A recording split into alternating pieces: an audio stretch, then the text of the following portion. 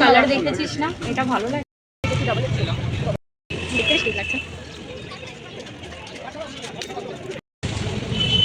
Hello বন্ধুরা, আমি মুনমুন। আমি চলে এসেছি আজ আমার একটা নতুন ব্লগ নিয়ে। আজ আমরা যাচ্ছি হাতিবাগান। আমরা বলতে আমি আর মিমি আর এক বন্ধু আমার মৃণাল। আসলে আমাদের প্রিপ্ল্যান কিছু ছিল না। মিমি বারবার বলতে থাকে মুনমুন দিয়ে হাতিবাগান চলো। তো তাই আমরা ডিউটি শেষে দুজনে বেরিয়ে পড়লাম। আর মাঝপথে আমার সেই বন্ধু মৃণাল এসে যোগ দিল। দি ব্যাক সেন্টারের সামনে এই যে স্টিলের দোকান, এখানে স্টিলের বাসনপত্র যা নেবেন সব 100 টাকা।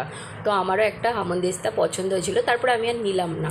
তারপরে আমরা একটু এগিয়ে গেলাম, সেখানে সুন্দর সুন্দর এই যে আর্টিফিশিয়াল ফুলের দোকান ছিল। দেখে তো খুবই ভালো লাগছিল।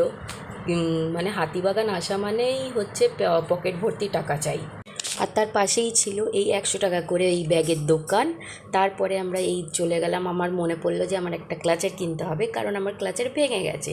তারপরে আমি এখান থেকে ওই 10 টাকা করে দুটো ক্লাচার নিলাম। নিয়ে আমরা আবার এগোতে শুরু করলাম। তো আসলে এরকম পাগলামি আমরা করেই থাকি প্রায়। আমি, মিমি আর মালবিকা তিনজনে মিলে আমরা যখন তখন হাতিবাগান ঘুরতে চলে আসি। তো আজ মালবিকা ছিল না, কারণ সে ডিউটিতে ছিল না। তো আমি আর মিমি বেরিয়ে পড়েছিলাম। এত সুন্দর সুন্দর দেখে আমাদের তো খুবই ভালো লাগছিল। আমরা সেগুলো দেখতে দেখতেই এগিয়ে যাচ্ছিলাম। এগুলো আমি দিওয়ালির সময় কিনেছিলাম আমার বাড়ির জন্য। আসলে আমার পছন্দের 3টে শপিং করার জায়গা হলো ধর্মতলা, হাতিবাগান আর বড়বাজার। আমরা হাঁটতে হাঁটতে একটা সফট টয়েসের দোকানের সামনে এসে দাঁড়িয়ে পড়ি। এর পাশে একটা ব্যাগের দোকানও ছিল। এগুলো 100 টাকা করে ছিল, এই ব্যাগগুলো যেগুলো বাইরে ঝুলছিল। আর এই সফট টয়েসগুলো যে নিচে দেখছেন এইগুলোর দামও 100 টাকা। আর ওপরে যেগুলো রয়েছে একটু বড় সাইজের, সেগুলোর দাম হচ্ছে 200-250 করে। তো মানে দেখতে তো খুবই ভালো লাগছিলো সব কয়টা। আর মিমি এই হাতে নিয়ে একটা অক্টোপাস, সে কিছুক্ষণ দেখলো। এই কিউট টয়েসটার দামও মোটে 100 টাকা। আর এই আউলটাও খুব পছন্দের ছিল, এটাও 100 টাকা। তারপর আমরা চলে এলাম এই 99-এর জুতোর দোকানে। এখানে বাচ্চাদের, বড়দের, ক্রক্স, ফ্যান্সি যা নেবেন সব জুতো মাত্র 99। এর আগেও আমরা এখান থেকে নিয়ে গেছি, তো সেগুলো এখনও চলছে ভালোই।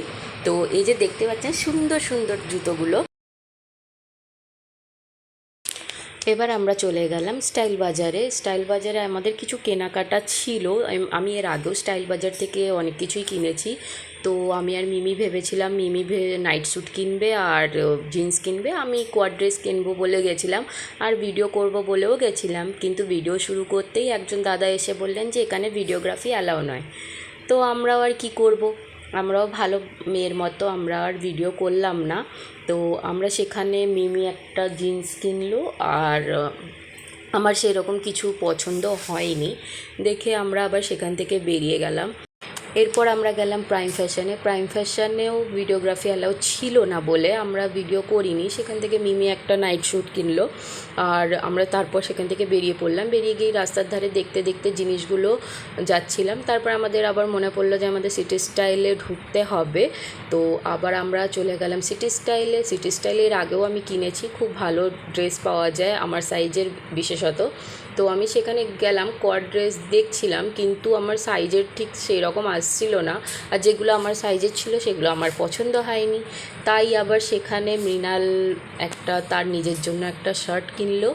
আর আমরা সেভাবেও সেখানে ভিডিও করিনি, কিছু কিছু ভিডিওই করেছিলাম, যেমন এই লেডিস টপগুলো 60 থেকে 100-এর মধ্যে ছিল।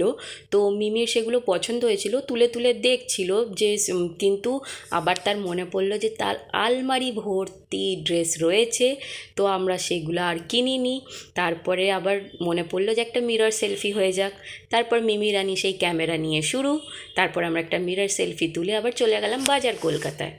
বাজার কলকাতায় যে উদ্দেশ্যে গেছিলাম যে আমি একটা কোয়াড ড্রেস দেখব, সেটাও সেখানে মনের মতন পাইনি। সাইজে ছিল বাট আমার পছন্দ হয়নি। তারপর আমার এই ব্ল্যাক ড্রেসটা পছন্দ হয়েছিল, কিন্তু সেটাও আবার ভাবলাম যে না, আগে আমি কোয়াড ড্রেস কিনতে এসেছি, তো আমি ওইটাই আগে কিনবো। তো সেগুলো প্রায় আধ ঘন্টা ট্রায়াল দেওয়ার পরে মনে পড়েছিল, তো আমরা সেখান থেকে আবার বেরিয়ে পড়লাম। এরপর আমরা চলে গেলাম বাজার কলকাতার অপোজিটে বম্বে ডাইংয়ের দোকানে। সেখান থেকে মৃণাল তার বাড়ির জন্য একটা বেডশিট নিল অনেকক্ষণ দেখার পর। আমারও কিছু পর্দাগুলো পছন্দ ছিল, তারপর আবার ভাবলাম যদি দাম মায়ের পছন্দ না হয়, এখানে অথচ প্রাইসের ওপরে 20% ডিসকাউন্ট ছিল সব কয়টা প্রোডাক্টেই। তারপর আমরা সেখান থেকে বেরিয়ে পড়লাম, রাস্তার ধারে হাঁটতে হাঁটতে শুরু করলাম, মানে এবার বাড়ি ফেরার পালা আর কি। তারপর এই রাস্তার ধারে এই টপগুলো আমার খুবই পছন্দ হয়েছিল অ্যাকচুয়ালি। এখানে স্মল মিডিয়াম লার্জ এক্সেলের দাম হচ্ছে 150 টাকা, আর ডাবল এক্সেলগুলো 200 টাকা। তো আমার পছন্দ হয়েছিল, কিন্তু আবার আমি ভাবলাম এখানে তো ট্রায়াল দিতে পারবো না, যদি না হয় তাহলে আবার গেল, তাই আর আমি না নিয়েই আবার ফিরতে শুরু করলাম। আসলে আমাদের সবার শ্যামবাজার থেকেই বাসটা ধরতে হতো, তাই আমরা তিনজনে আবার শ্যামবাজারের দিকেই হাঁটা শুরু করলাম। হাঁটতে হাঁটতেই আমাদের এগুলো রাস্তার ধারে চোখে পড়ছিল, এই বটুয়া ব্যাগ, তারপরে আরও নানান রকমের বটুয়া ব্যাগ মিমির কেনার ইচ্ছে ছিল, কিন্তু আর কিনলাম না আমরা তখন। তো এই যে 10 টাকা করে এখান থেকে একটা ন্যাপথলিনের প্যাকেট কিনলাম। তারপর এই যে আমার উইকনেস, কানের দুল দেখি আমি সেখানে দাঁড়িয়ে পড়ি, তো সেদিন সেটাও আর নিইনি আমরা। তারপরে এগিয়ে গেলাম একেবারে শ্যামবাজারের দিকে। আসলে হাতিবাগান এলেই সব কিছুই কিনতে ইচ্ছে করে, কিন্তু তার জন্য যে লাগে পকেট ভর্তি টাকা। কিন্তু যাই হোক, আমার আর কিছু কেনা হলো না, কিন্তু মৃণাল আর মিমি অনেক কিছুই কেনাকাটা করলো। তারপর আমরা ক্লান্ত শরীর নিয়ে হাঁটতে শুরু করলাম। তারপর আমাদের পেয়েছিল খুব জোর খিদে, কিন্তু আমাদের আবার একজনের ছিল সেদিনকে ভেজ, কারণ সেদিন ছিল স্যাটারডে, তো আমরা ফুচকা খাওয়াটাই চুজ করলাম। তারপর ফুচকা খেয়ে আমরা যে যার মতো করে বাড়ি ফিরলাম। আমার ভিডিও আজকে এইটুকুই। আমার ভিডিও ভালো লাগলে অবশ্যই লাইক অ্যান্ড সাবস্ক্রাইব করবেন।